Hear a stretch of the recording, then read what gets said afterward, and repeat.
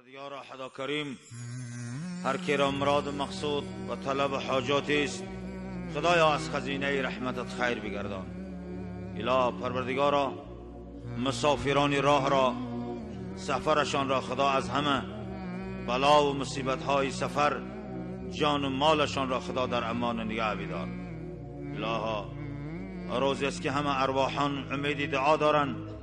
کدام کسانی که امروز در تفسیر قرآن و حدیث پیغمبر علیه السلام و در دعای جمعیت مؤمنین امروز جمعه را فراموش نکردند، خدایا همه گذشتگیانش راضی و رحمت کن. الها در قطار شما مای مسکینم، خدا پدر مادر من رحمت، استادای پاک من خدا رحمت کن. خدا همه شما را هموطنان عزیز در وطن تنج آرام برکت و فیض